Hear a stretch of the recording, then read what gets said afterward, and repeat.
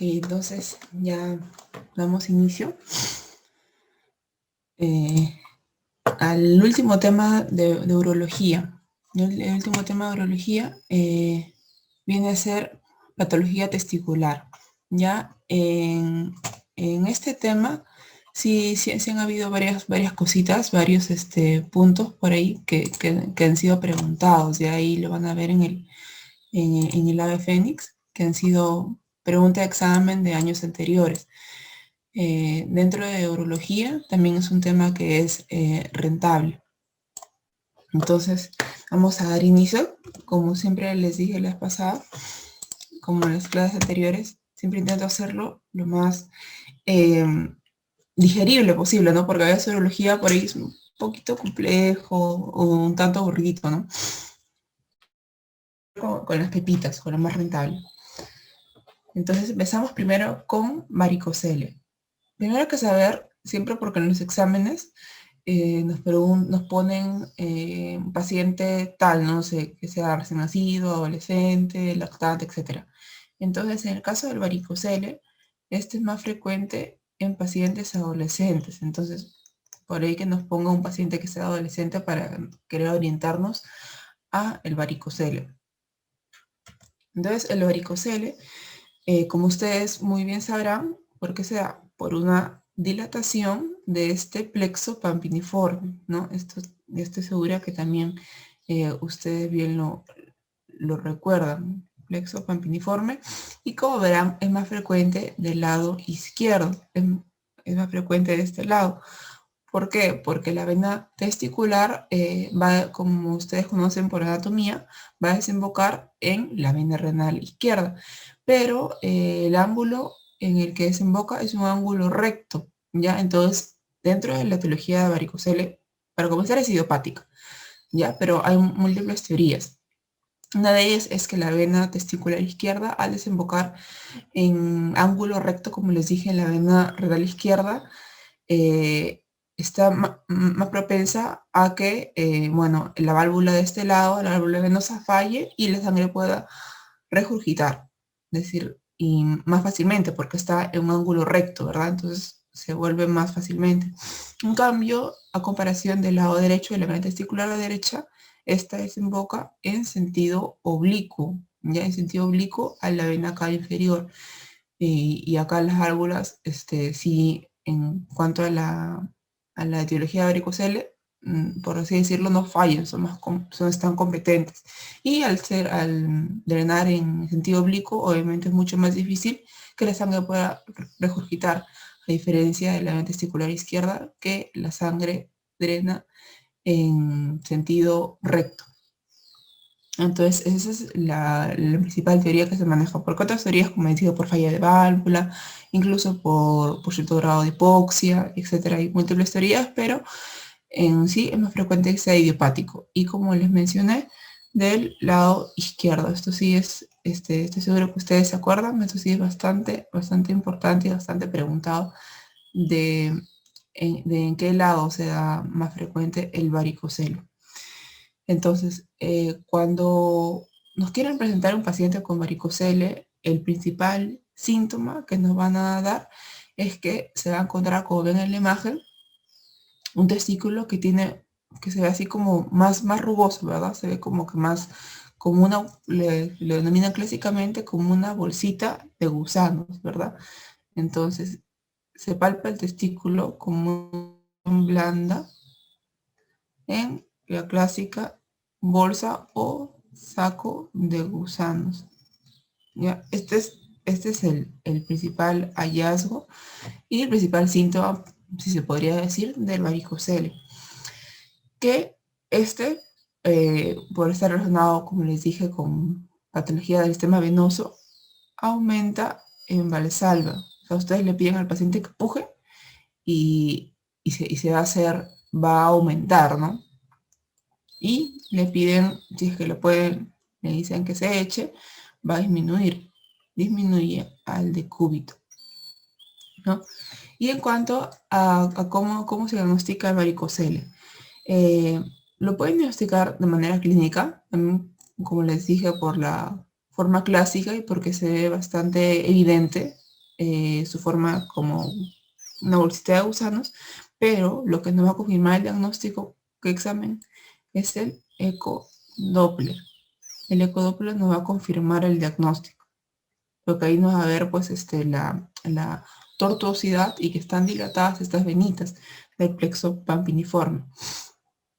Otro punto que también es importante que por ahí nos pueden poner si es que nos confundimos en cuanto a tumoración y no nos ponen pues sacos de gusanos, ¿no? Y por ahí nos podemos confundirnos entre varicocele e hidrocele, es que a diferencia de hidrocele, el varicocele tiene transiluminación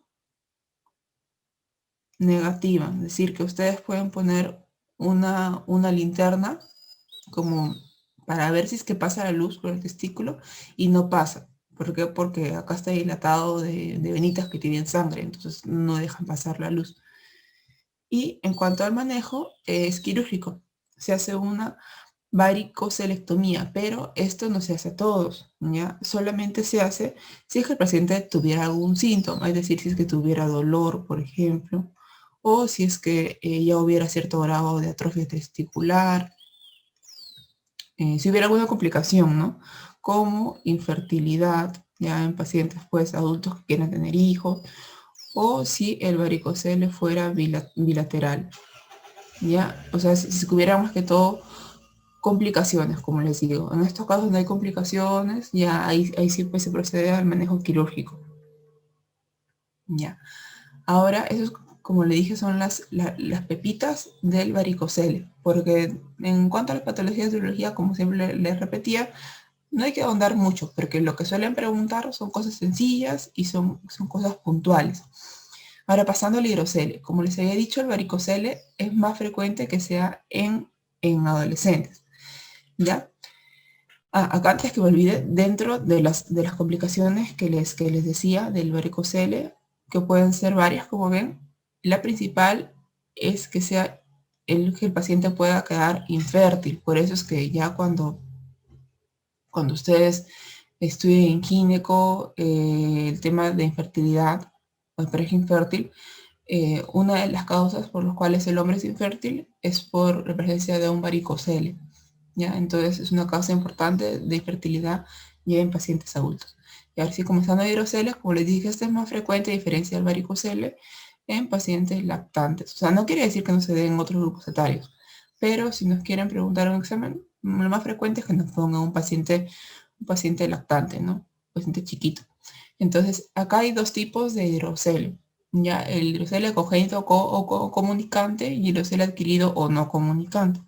El congénito o comunicante, como su nombre dice, congénito, se presenta en recién nacidos y se da porque acá lo pueden relacionar incluso con el origen de la hernia inguinal, ¿no? La hernia inguinal indirecta, porque la etiología es la misma, por persistencia del conducto peritoneo vaginal.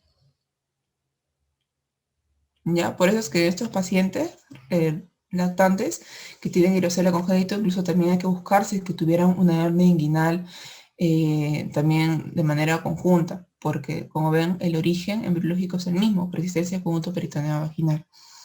Y ahora, en pacientes, cuando hablamos de un hidrocele adquirido, hablamos de pacientes ya adultos, ¿ya? En pacientes adultos.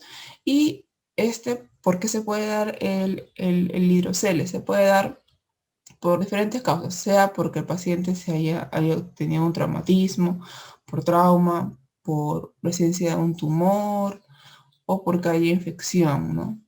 Una orquiepididimitis, por ejemplo. Entonces, las causas son bien variadas en cuanto al hidrocele en adultos, como verán. Entonces, dentro de la clínica de hidrocele, acá las clínicas de la patología testicular es bien puntual. Es siempre una o dos cositas nada más que nos van a ayudar a diferenciar entre ellos, ¿no?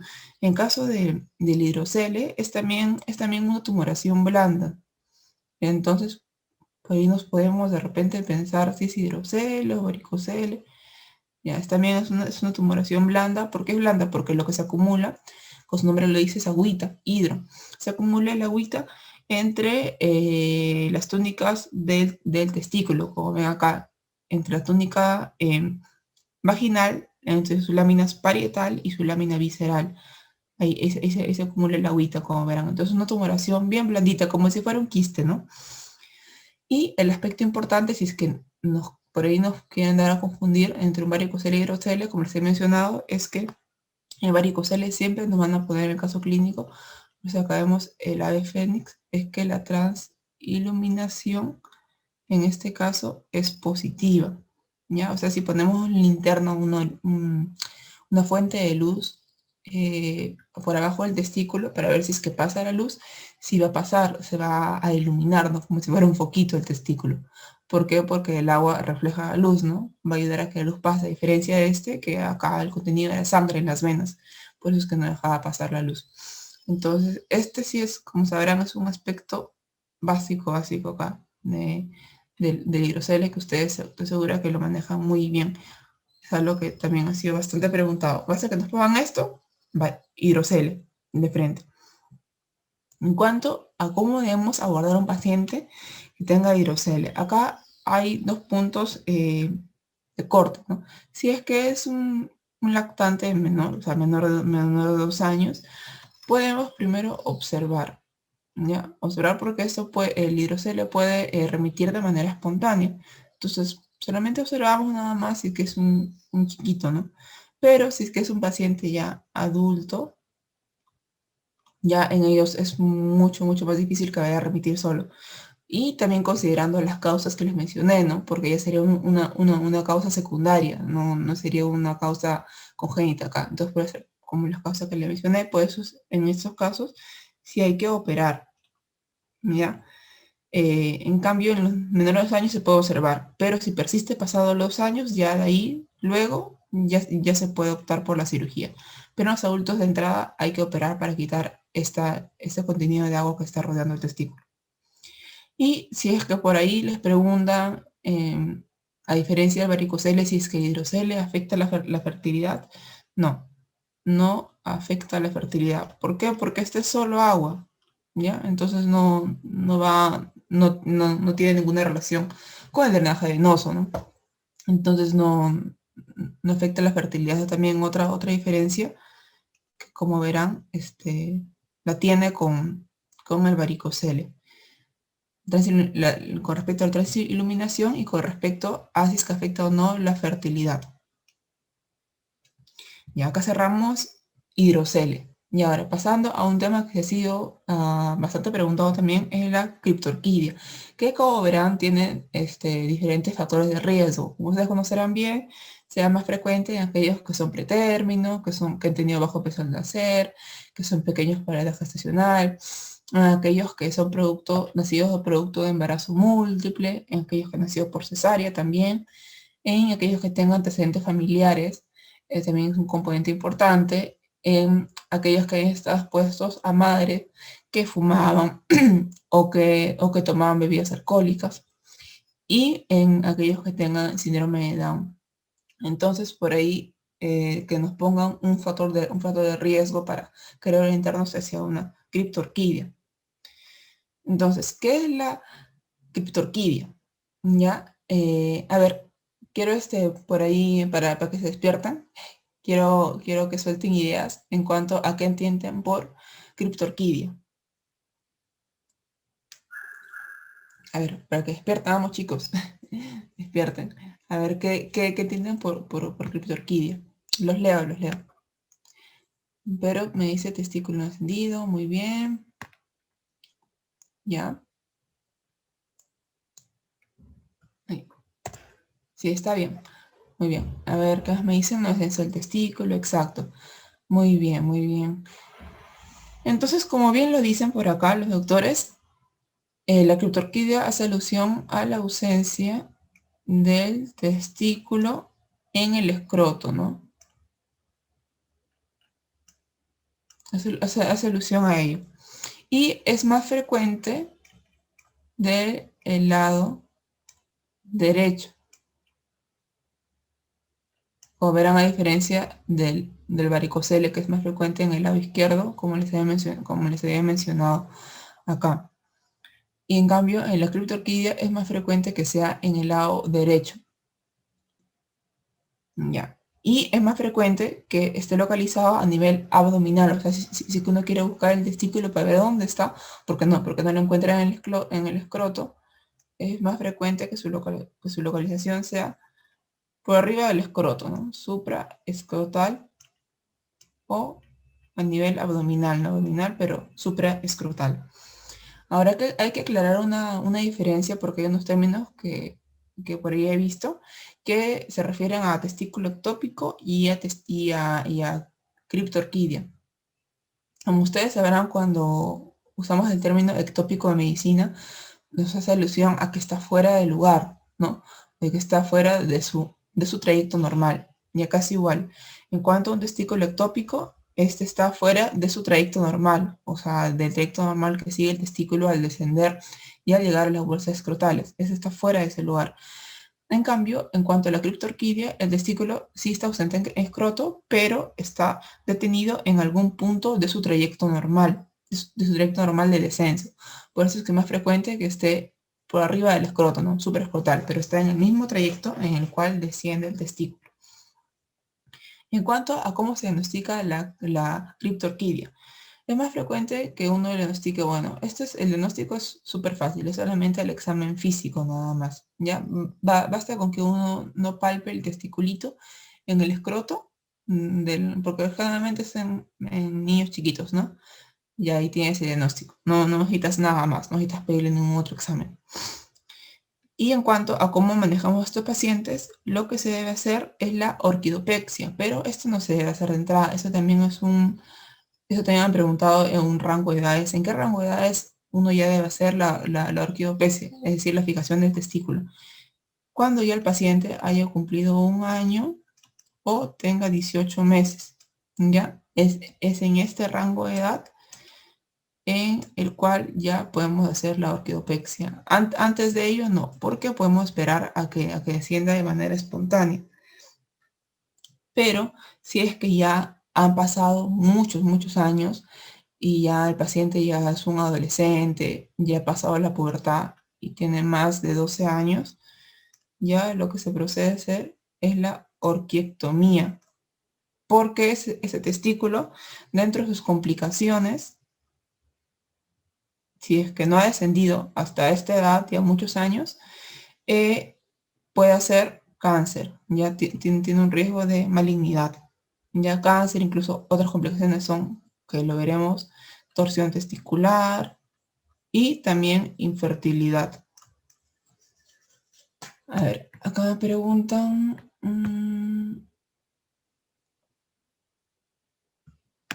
¿qué dice en la parte de diagnóstico de criptorquidia? Ah, examen físico nada más dice. O sea, que el diagnóstico se hace con examen físico nada más. O sea, basta con que no palpes el testículo en el escroto y ya tienes hecho el diagnóstico. No tienes que pedir ningún examen extra. Entonces, como le decía, en los que tienen ya más de 12 años, ya hay que quitar ese testículo. Más que todo por riesgo a las complicaciones que se relacionan a la criptorquidia. Como le dije, malignidad, cáncer, torsión testicular e infertilidad. Pero en aquellos que sean menores de 8 meses, entre un año, ya se procede a hacer la orquidopexia.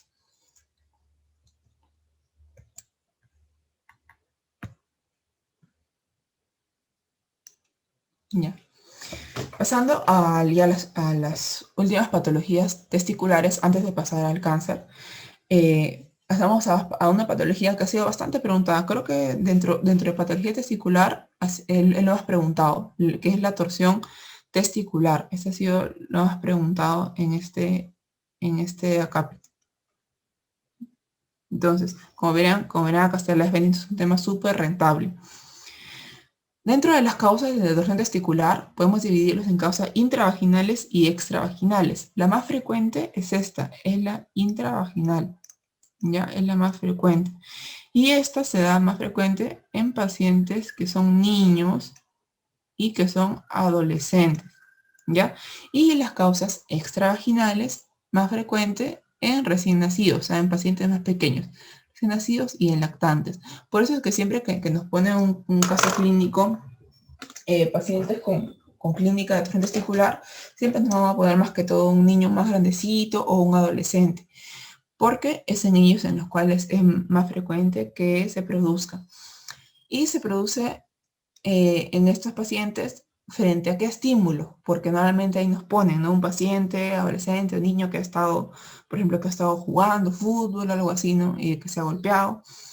Entonces, un factor bien común que ponen en los casos clínicos, el paciente que haya estado jugando fútbol o haciendo ejercicio, ¿no? Haciendo algún esfuerzo, que tenía un trauma, no sé, que se haya golpeado con la pelota. También en caso ya de adultos, aquellos que hayan estado teniendo relaciones sexuales asociado al coito también. Y como les dije en el anterior tema, en criptorquidia, también aquellos que tengan antecedentes de criptorquidia. En ellos también es una complicación que puedan presentar torsión testicular o también en presencia de mucho frío, ¿no? Entonces, por ahí cuidado con los chicos acá en Lima con este frío que está haciendo. Entonces, en presencia de mucho frío también por un reflejo cremasterico aumentado, ¿no? Que se da en la presencia del frío. Entonces, ¿cómo nos llega el paciente robot, ¿no? En cuanto a torsión testicular. A ver, quiero que ustedes me digan cómo llega un paciente con una clínica de torsión testicular, porque eso sí ustedes lo deben manejar, estoy segura. No sé si incluso habrán visto por ahí algún caso en el internado. A ver, suelten ideas, chicos, los leo. Muy bien, dolor súbito, perfecto. Claro, ese es el síntoma cardinal, ¿no? Con el cual llega. Y como bien lo dicen, es un dolor, ausencia de reflejo cremastérico, perfecto. Muy bien, entonces, como bien lo dicen ahí, es un paciente que llega con un dolor, como bien lo han dicho, es brusco, ¿no? Entonces eso lo tienen súper claro, me parece perfecto, porque el dolor es brusco, es intenso también. También, como bien lo dicen, hay ausencia de reflejo cremastérico, ¿sí? Y el testículo se ve edematoso, ¿ya? Se ve un testículo hinchado, testículo edematoso, incluso puede estar puede tener cierto grado de isquemia, ¿no? Obviamente hay grado de isquemia, pues se puede ver medio moradito, con un poco de cianosis, ¿ya? Y puede estar asociado también a síntomas vegetativos, por tanto dolor que tiene el paciente, puede llegar hasta con vómitos. Y acá es importante también, por algo puesto la torsión al lado de la orquiepididimitis, porque ambos cursan con dolor. Pero la diferencia de la torsión con la orquiepididimitis es que en la torsión no hay fiebre, porque no es una infección. En cambio, ya como vamos a ver en la orquiepididimitis, acá sí hay fiebre, ¿ya? Entonces, ¿por qué es que se produce este dolor, ¿no? Como ustedes bien lo han mencionado, sus características. ¿Por qué? Porque el testículo gira, como ven acá, y se enrolla, ¿no? Se va a enrollar sobre su propio cordón espermático, como ven acá, se queda enrolladito. Entonces, esto produce isquemia. Primero lo que hace es que ocluye el flujo venoso del testículo, y ya posteriormente, cuando pasan las horas, se ocluye ya el flujo arterial. Entonces, por eso es que puede llegar incluso un paciente cuando pasan muchas horas con el testículo necrosado.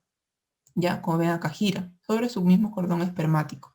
Gira como 360 grados más o menos. Ya, entonces, así es como nos llega el paciente robot. Ya nos llega, como bien lo he mencionado, con un dolor que es brusco. Esa también es una clara diferencia con la orquiepididimitis, pero por ahí que de repente no nos ponen esta palabra, solamente nos ponen intenso.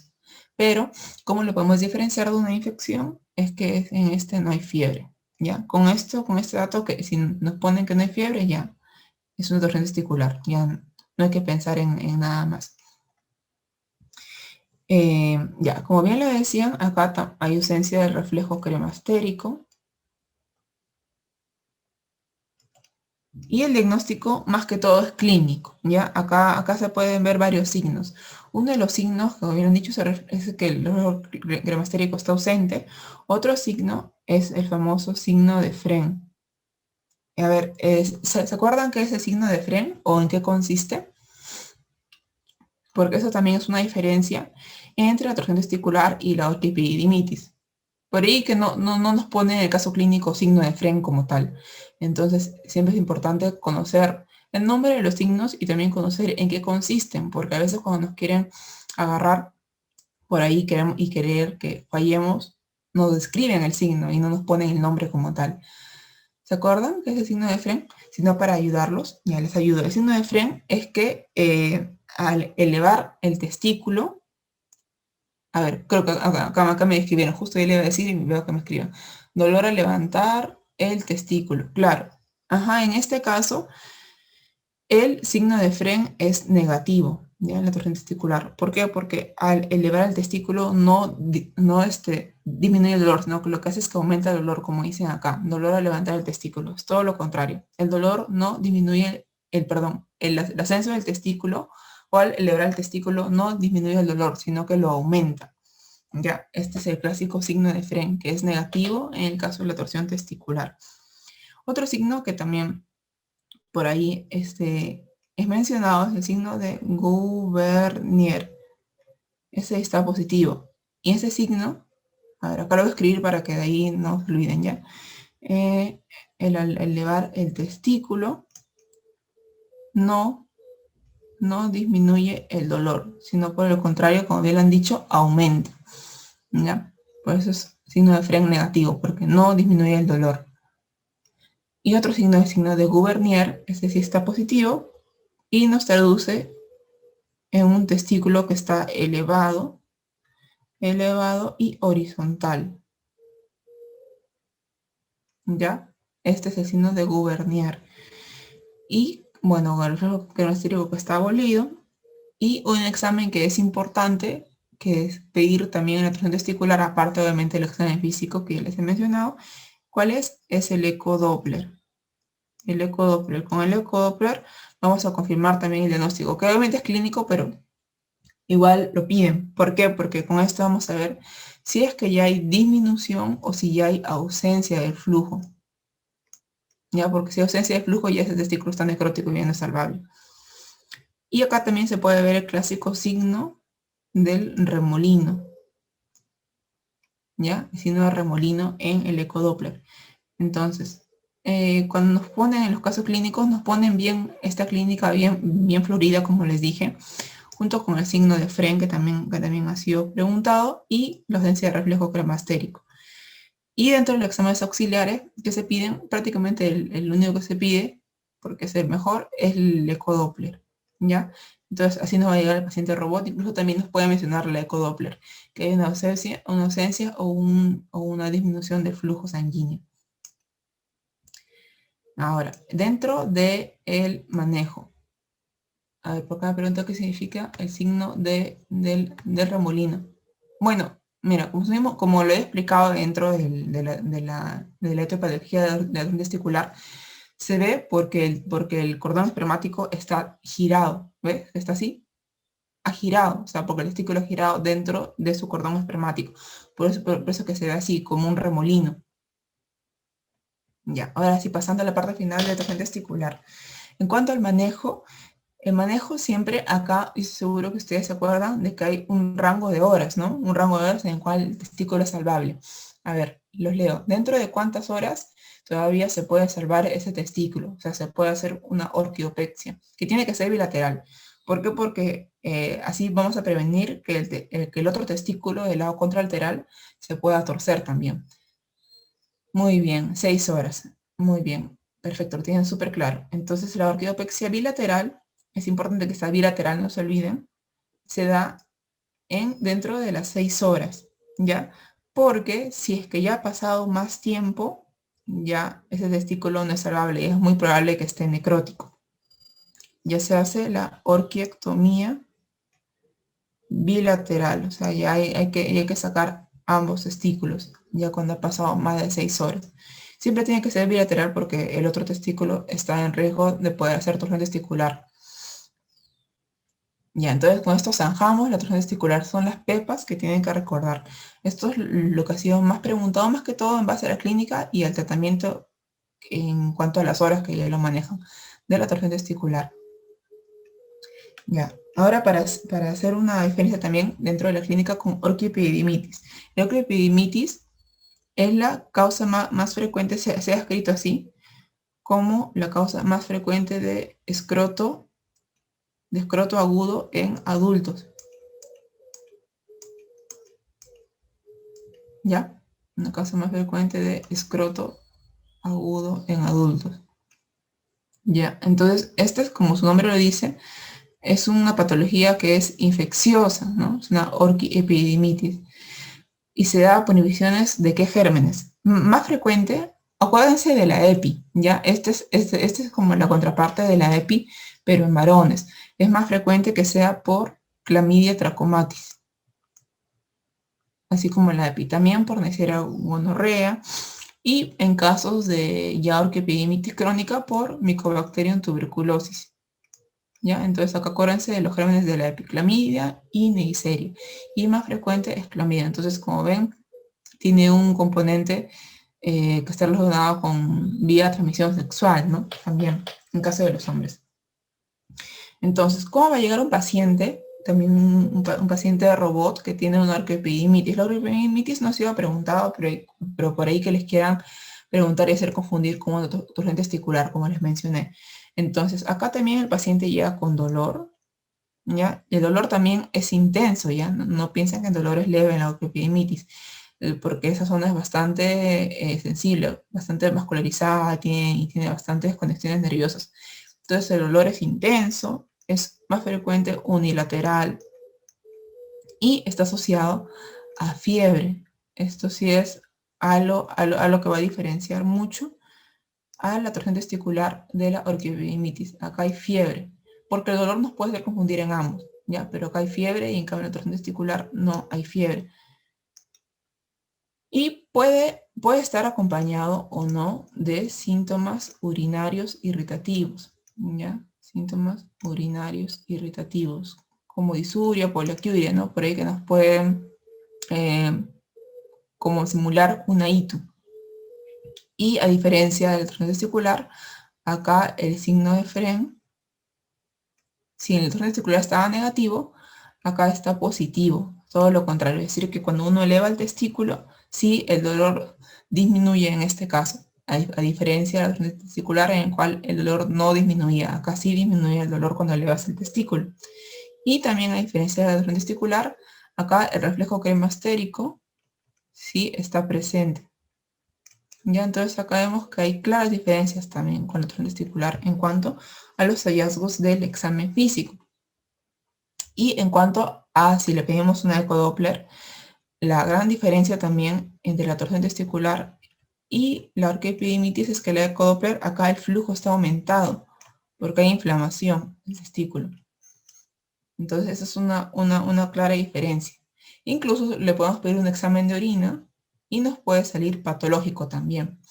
Entonces, acá les he dado varias pepitas para que ya, si es que les quieren hacer confundir, no se confundan entre una torsión y una orquiepididimitis. Signo de Fren positivo, el reflejo cremastérico está presente y en el ecodoppler el flujo está aumentado. Todo lo contrario de una torsión testicular, ¿no? En cuanto a los hallazgos, solamente comparten la característica del dolor, ¿ya? Y en cuanto a hallazgos clínicos, acá hay fiebre y en la torsión no hay fiebre porque no es una infección. Ya. ¿Y cómo podemos manejar o abordar a estos pacientes que tienen una orquiepididimitis? Principalmente hay que indicarles medidas de reposo, o sea, que eviten pues estar haciendo deporte, que puedan tener por ahí algún trauma. Incluso se puede sugerir que usen, hay unos suspensores testiculares. Esos también los pueden usar para que les ayude con el tema del dolor. Incluso colocarse hielo local. Y algo que es muy importante es el uso de analgésicos, antiinflamatorios y antibióticos. Eh, Así como en la EPI, ¿no? Como ven es similar. Se da ceftriaxona, lo puedes dar en dosis única, o ciprofloxacino, también una de los dos más doxi, pero con ello vamos a cubrir tanto clamidia como gonorrea por 10 a 14 días. Entonces, el manejo es más o menos por 2 semanas para que pueda llegar, el antibiótico pueda hacer efecto al testículo. Entonces ahí dejamos ya estos temas testiculares antes de pasar a la malignidad, al cáncer testicular. Cáncer testicular también, por ahí lo veía a veces un poco complejo, ¿no? Porque tiene bastantes cositas por ahí, los tipos y todo eso, pero igual lo he hecho más digerible para que no sea tan aburrido y tan tedioso por ahí para ustedes. Entonces, dentro del cáncer testicular, hay que recordar, se voy a cambiar de colorcito, hay que recordar que este es el tumor sólido más frecuente en hombres, pero en hombres en jóvenes, o sea, tanto desde adolescentes hasta adultos jóvenes, es decir, en un rango de edad de 15 a 35 años. Entonces, si encontramos un tumor sólido, ojo que es diferente, como hemos visto en el varicocele, en el hidrocele.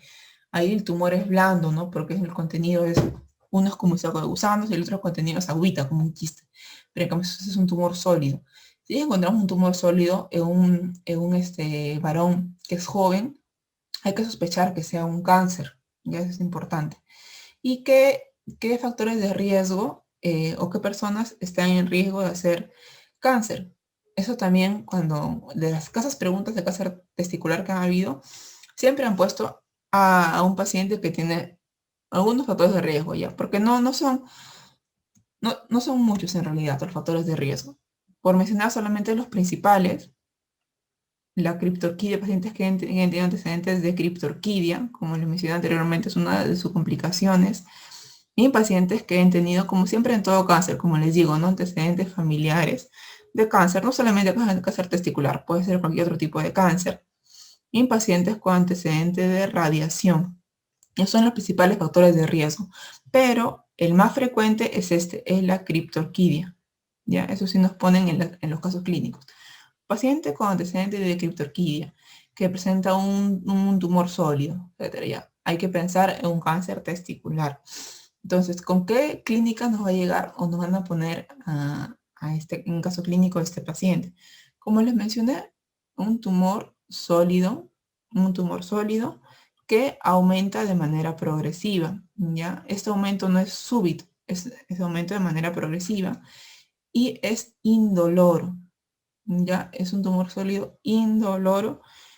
Por ahí hay algunos casos que puede haber un pequeño dolor leve, ¿ya? Pero el cáncer testicular es muy raro que sea una causa de escroto agudo, ¿ya? En su mayoría es indoloro. Y que tiene transiluminación negativa.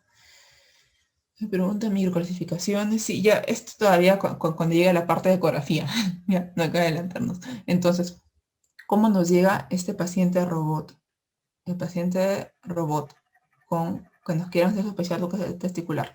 Nos van a poner algún factor de riesgo, en su mayoría, aquellos que tengan criptorquidia, que sean pacientes, como les dije, adultos jóvenes, como verán, y que lleguen con un tumor sólido e indoloro, ¿ya?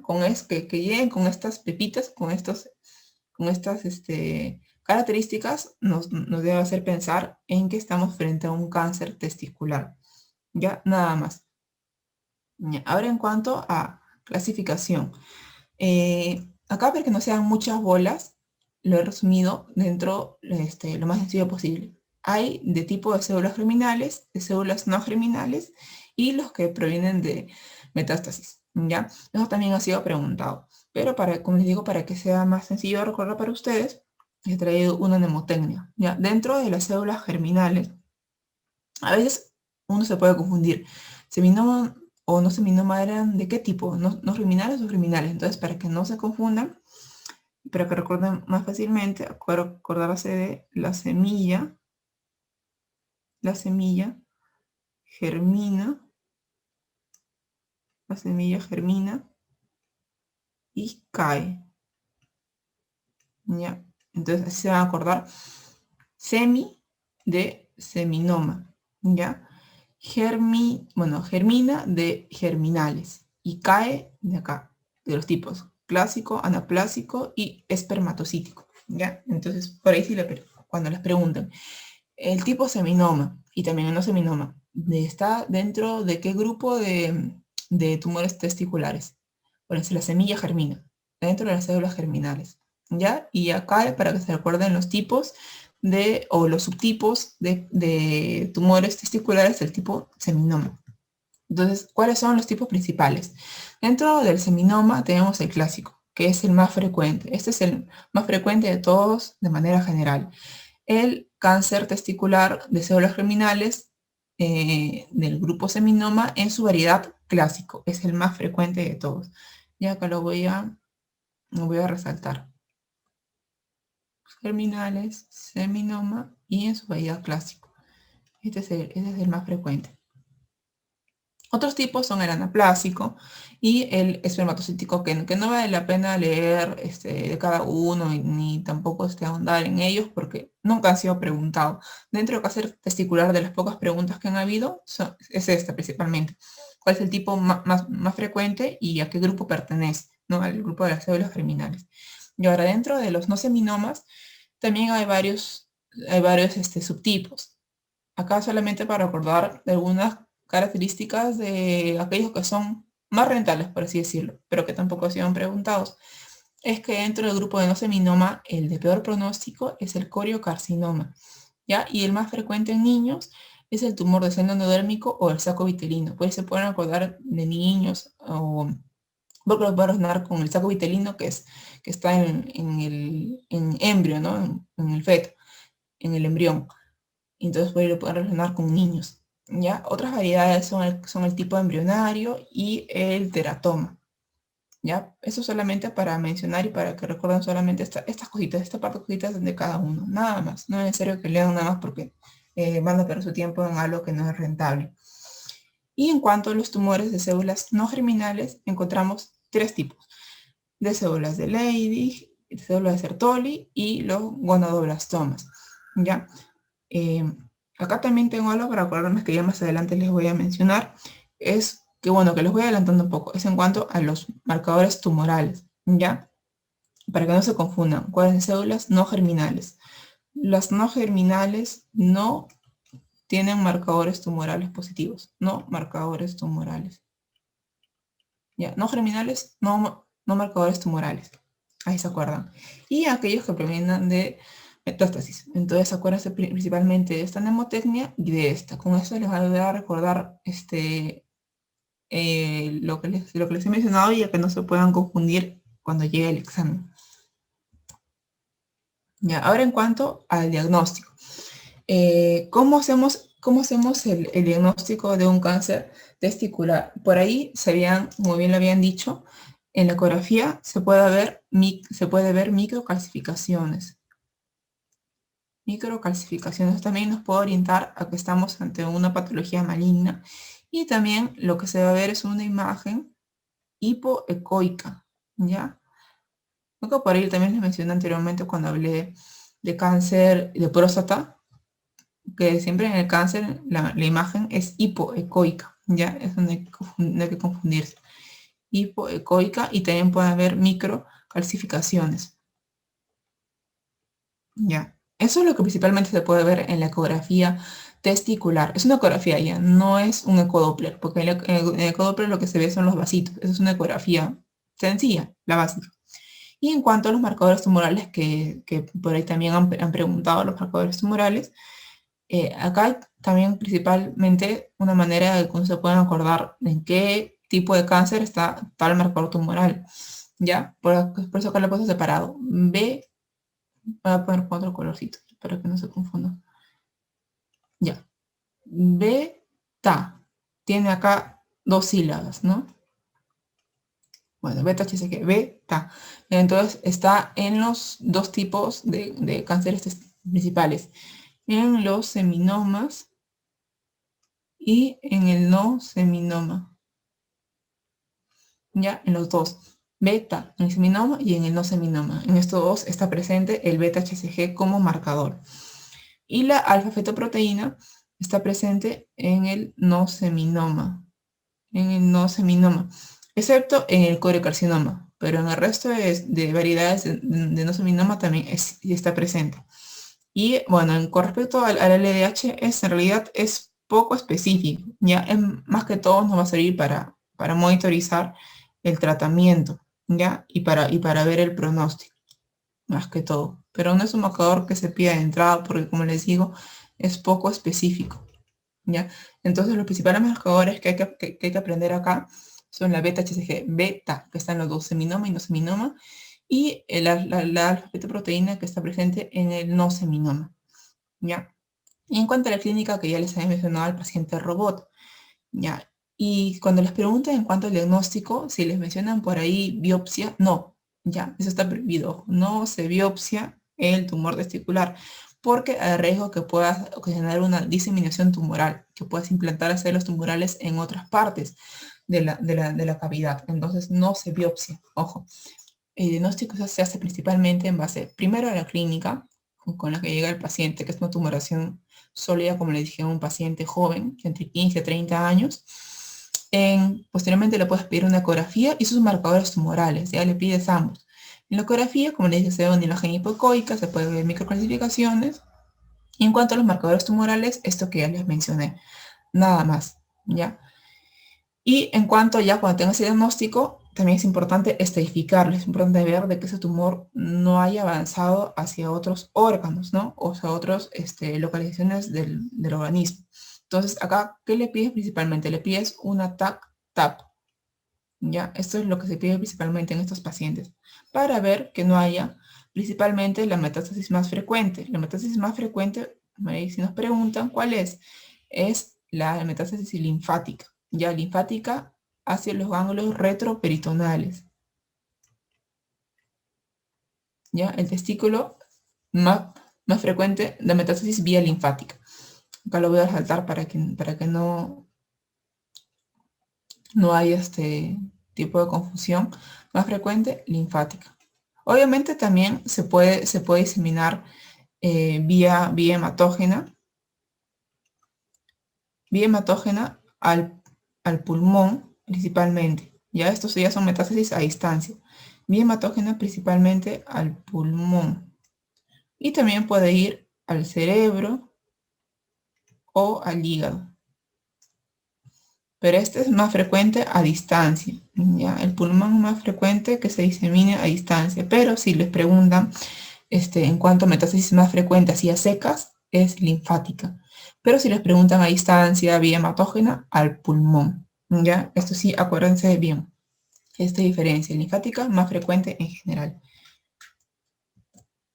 Y ahora para terminar ya el tema de patología testicular.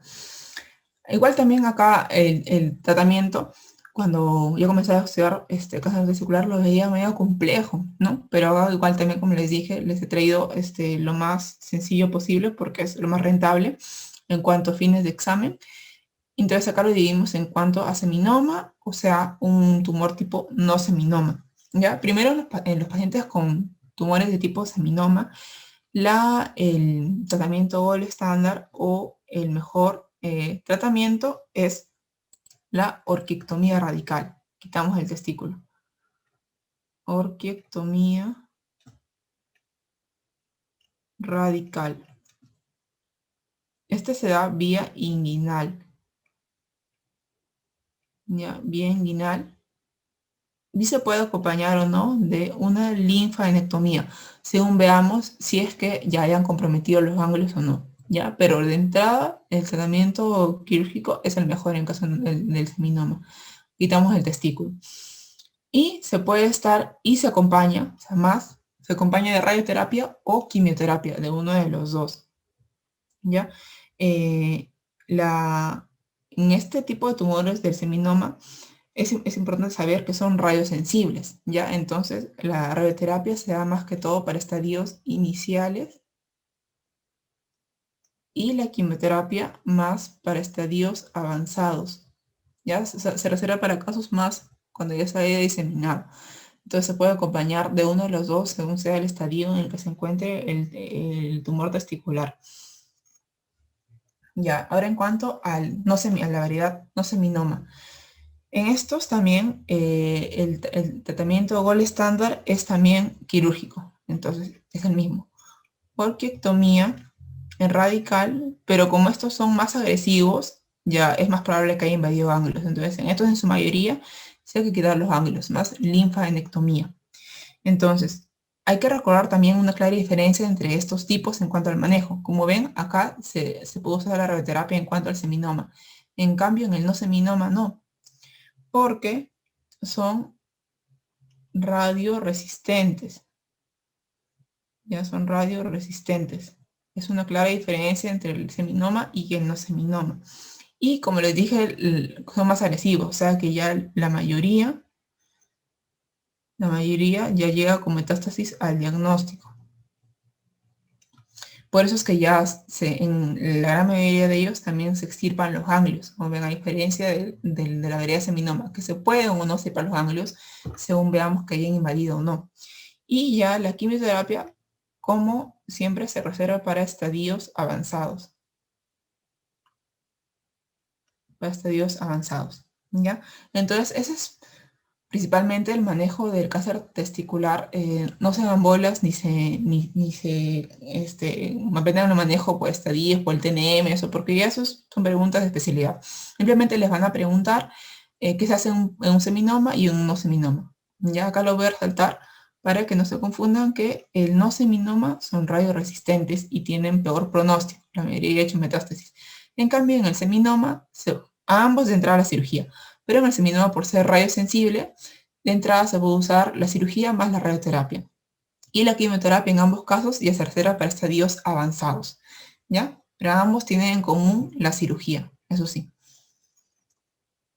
Y ahora, para terminar ya ese tema de patología testicular y cerrar ya la especialidad de urología, las clásicas villapepas, ¿no? Entonces, estos también han sido puntitos preguntados. ¿Cuál es el tumor sólido más frecuente en los hombres jóvenes? Como les mencionaba, ya es como la tercera vez que les digo eso.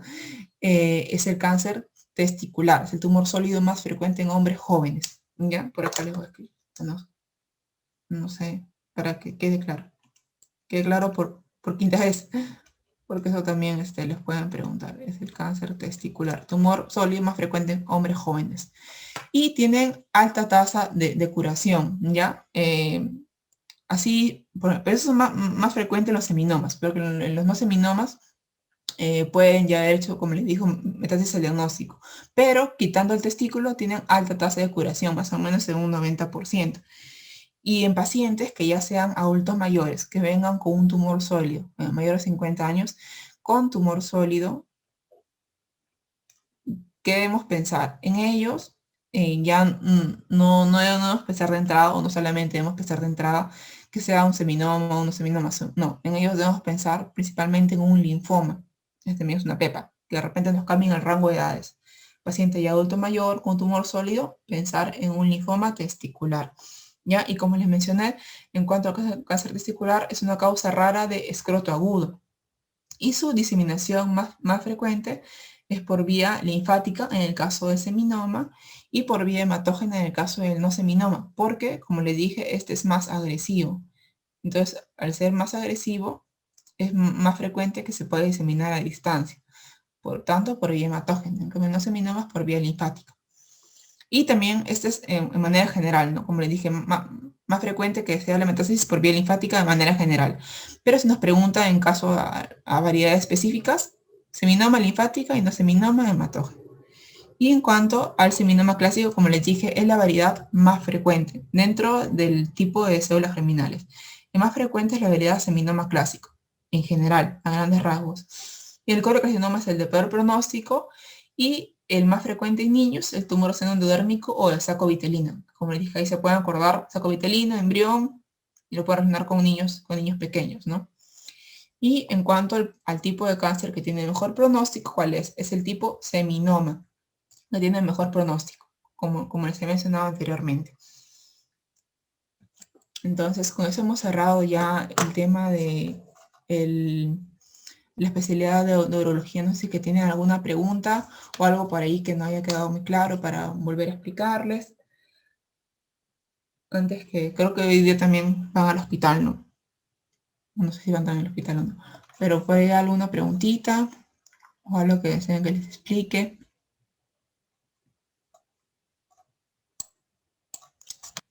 Bueno, si igual si es que tuvieran, si ahorita no surgiera ninguna duda, de todas maneras me la pueden hacer saber, como siempre les digo, al Telegram. A ver, por acá me dicen, a ver, me preguntan, el tratamiento de varicoceles, si lo puedo repetir. Sí, claro, a ver, dame un segundo.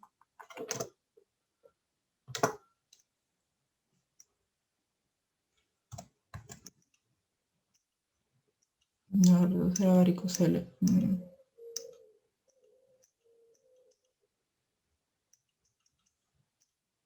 Acá está, varicoceles. Ah, ya, me preguntaban por el tratamiento del varicoceles, si lo puedo repetir. Sí, claro, como le dije, en el tratamiento de varicoceles solamente se va a tratar en aquellos que tengan ya complicaciones nada más. Como en este caso, en aquellos que tengan dolor o que ya haya complicaciones un poco más graves, ¿no? Que tengan atrofia, incluso que cursen con infertilidad, o que sea un varicocele bilateral, que es muy raro, pero podría haber. En estos casos de pacientes que ya estén con complicaciones, ya se procede al tratamiento quirúrgico, que es la varicocelectomía. Solamente en estos casos, por el resto de casos puede remitir también. Pero en estos casos que tengan ese tipo de complicaciones, ya hay que proceder al manejo quirúrgico. Pregunta, un torsión testicular, si más de 6 horas, orquitomía bilateral. Claro, ajá, a ver, torsión testicular, esto por acá.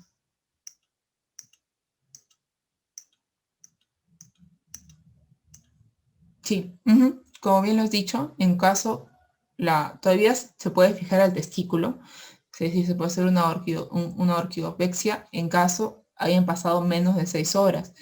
¿Por qué? Porque ese es el tiempo que ya se ha visto estudiado en el cual el testículo todavía es salvable. Pero si han pasado más de 6 horas, es muy probable que ese testículo ya esté necrótico, es decir, que no haya flujo en ese testículo. Entonces ya ese testículo no es salvable.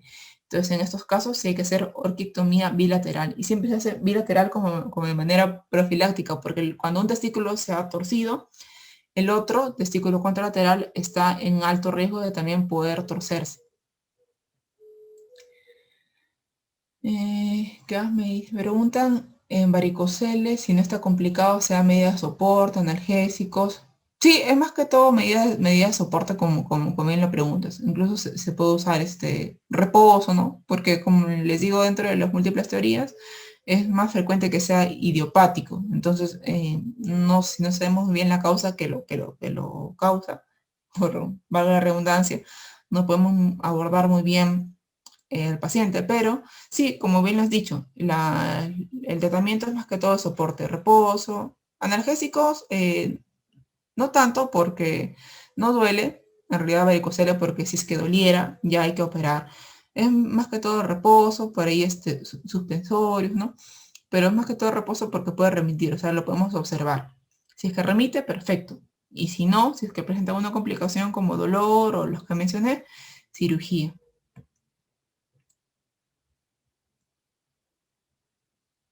Ya, a ver si es que otra preguntita o si ya ha sido todo claro. Bueno, si es que ya ha quedado todo claro, si por ahí no hay ninguna pregunta, ya damos por cerrado el bloque de urología. Como les digo, si es que por ahí cuando estudien o algo surja alguna pregunta, normal me escriben al Telegram. Estamos para resolver sus dudas y también para apoyarlos cuando también a su estudio y por ahí a cualquier cosita que pueda surgir. Entonces, eh, si es que no hubiera ninguna otra pregunta más, gracias doctores por su atención. Como les dije, he intentado hacer lo más digerible segmento de urología, que por ahí a algunos les puede haber surgido un poco complicado. Lo más rentable siempre, acuérdense. Y ya de acá nos estaremos viendo en otro momento para repasar otra especialidad, otro segmento. Y cualquier duda estamos para apoyarlos. ¿Ok? Entonces cuídense, que tengan buen día. eh, Estudien mucho y ya nos vamos a estar viendo en otra oportunidad. Gracias por su atención y cuídense mucho.